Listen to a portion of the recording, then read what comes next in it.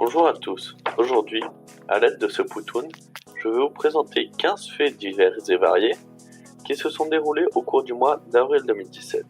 Cela se fera sous forme de petites questions qui introduisent une explication pour que ce soit le plus ludique possible. On commence avec le sujet de la marche pour la science qui a eu lieu le 22 avril 2017, notamment à Nancy en France. Alors, à votre avis, dans combien de pays des marches pour la science ont eu lieu au cours du mois d'avril 2017 ? 10, 18 ou 24 ?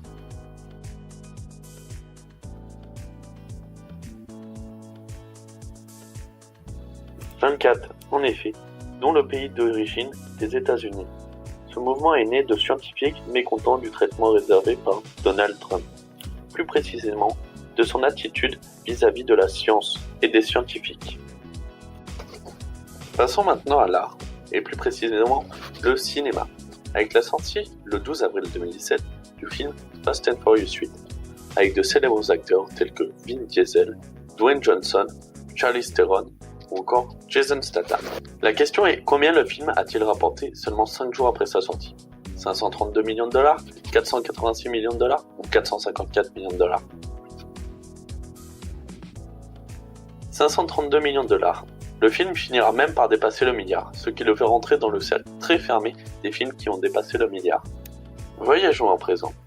Le 10 avril 2017, un train de marchandises partait de Londres pour la Chine. Quelle était la distance de son voyage ? 12 000 km, 20 000 km ou 22 000 km ?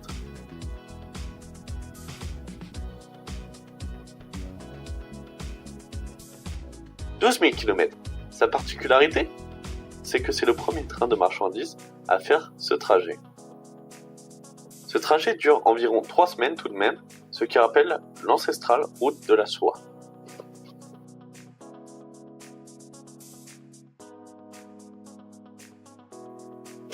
Toujours dans les voyages, mais pas du tout du même genre, la question est simple. Comment appelle-t-on un navigateur américain et un navigateur russe ?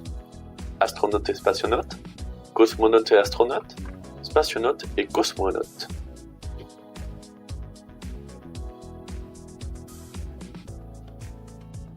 Effectivement, astronaute et cosmonaute, c'est donc un Américain et un Russe qui ont décollé ensemble pour rejoindre l'ISS, la Station Spatiale Internationale, afin de relayer le français Thomas Pesquet. C'est une première depuis 2003, car jusque-là, 3 navigateurs étaient nécessaires pour décoller.